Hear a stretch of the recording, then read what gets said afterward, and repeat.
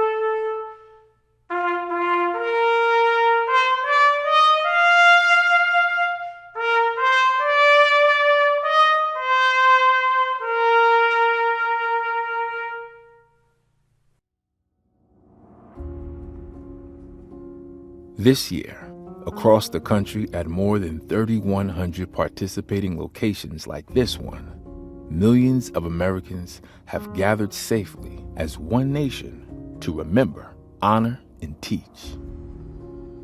We are all proud to be Americans that live in a free society made up of many people from many walks of life. The freedoms we enjoy today have not come without a price.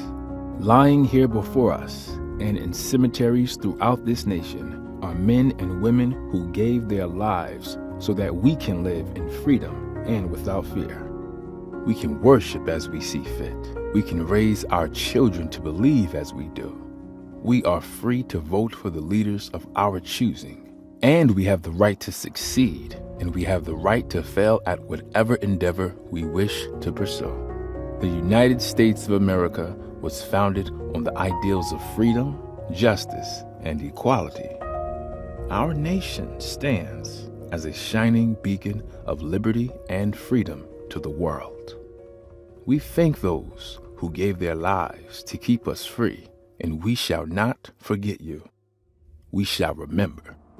More than ever, we reflect on our nation's veterans and active duty service members who have had and continue to fight to protect the innocent and oppressed.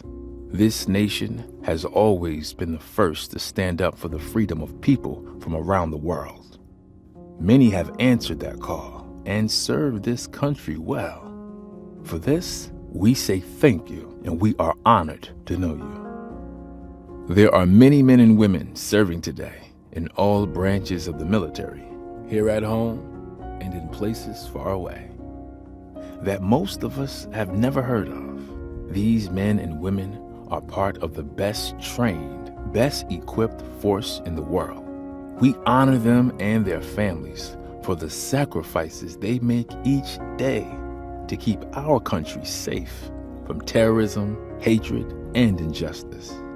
This year, we've added an additional ceremony wreath to honor the men and women currently serving in the United States Space Force, along with those veterans who have served in roles helping to secure our national interest in space. Quoting our 40th United States President Ronald Reagan, "Freedom is never more than one generation away from extinction." We didn't pass it to our children in the bloodstream. It must be fought for, protected, and handed on for them to do the same. Or one day, we will spend our sunset years telling our children and our children's children what it was once like in the United States where men were free. We show a united front of gratitude and respect across the United States of America as we remember the fallen, honor those who serve and their families, and teach the next generation the value of freedom. A veteran's wreath is laid in memory of those who served and are serving in the United States Army.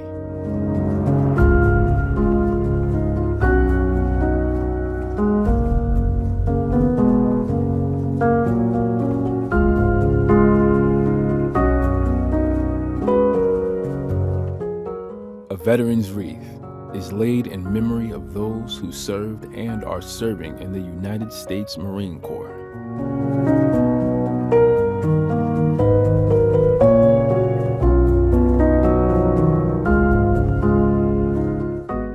A veteran's wreath is laid in memory of those who served and are serving in the United States Navy.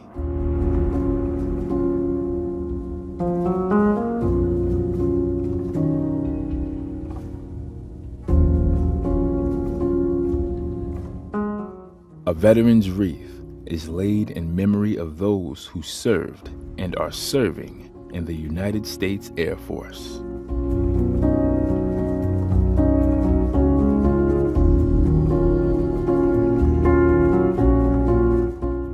A veteran's wreath is laid in honor of those who are serving in the United States Space Force.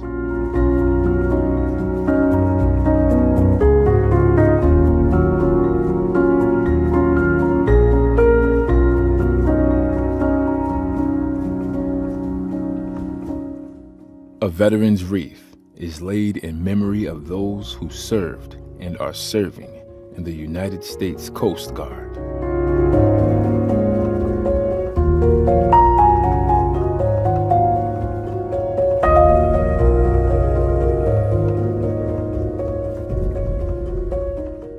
A veteran's wreath is laid in memory of those who served and are serving in the United States Merchant Marines.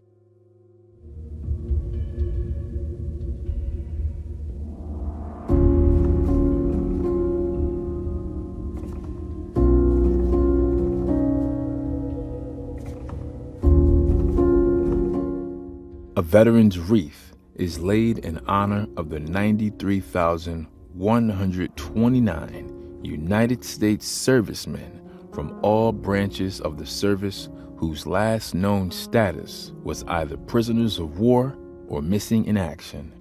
These individuals have never returned to their families and homes. We shall not forget you.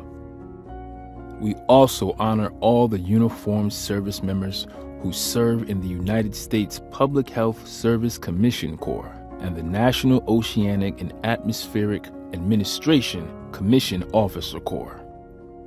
Every volunteer who places a wreath on a veteran's grave is encouraged to say that veteran's name aloud and take a moment to thank them for their service to our country. It's a small act that goes a long way toward keeping the memory of our veterans alive.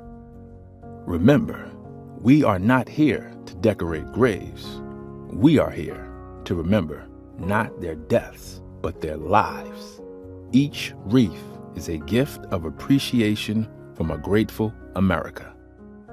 These live balsam fir wreaths symbolize our honor to those who have served and are serving in the armed forces of our great nation, and to their families who endure sacrifices every day on our behalf. To our children, we want you to understand that the freedoms you enjoy today have not been free, but have come with a cost that someday you may have to pay yourself. As a nation standing together, we can defeat terrorism, hatred, and injustice. Thanks to our veterans, we have the freedom to do just that.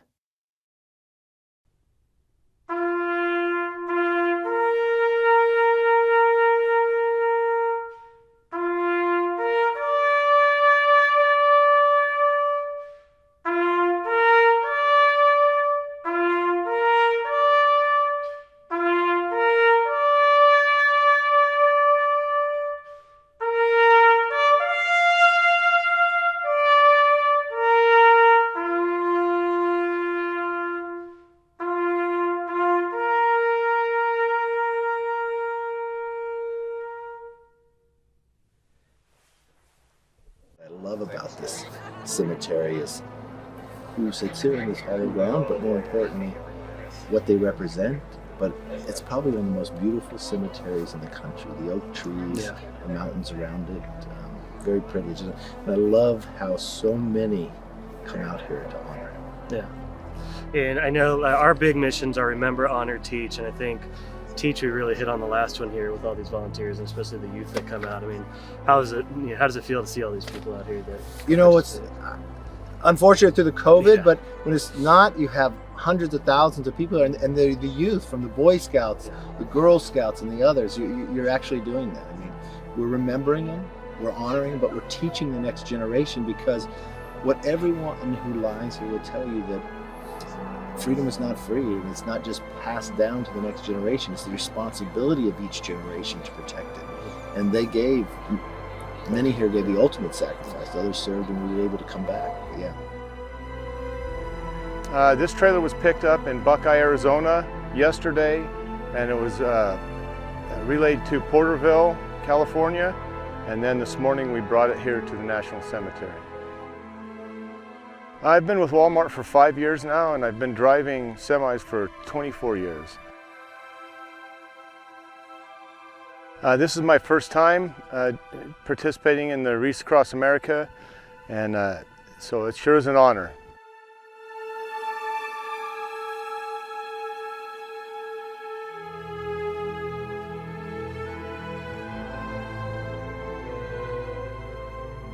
The wreath that I laid here, that's my wife, and she passed away about 5-6 years ago, right? About 5 years ago.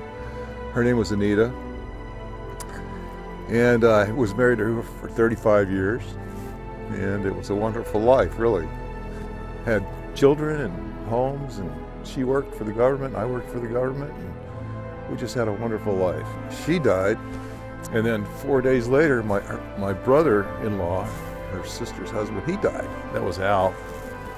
And what I was talking about earlier, it's just it's unfortunate that we don't know all the stories of all these veterans or their spouses, because they all have stories.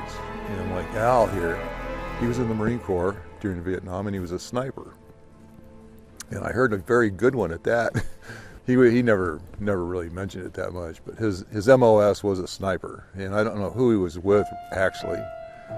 And my job in Vietnam, I was also in the Marine Corps, and I was a forward observer for artillery. And my first tour was with Delta 17, and my second tour was with Lima Company 37 as a forward observer also. So it was I got whacked a couple times. Wrong place at the wrong time, really. The enemy, they don't like artillery forward observers, because you drop a lot of stuff on them, and they get a little pissed off about it, to say the least. In fact, I was reading a thing on the internet. The life expectancy for a forward observer in Vietnam was 20 minutes during a battle. So I went over there when I turned 18, after turning 18 in Cuba. And then they gave me orders to Vietnam, because I think they needed FOs.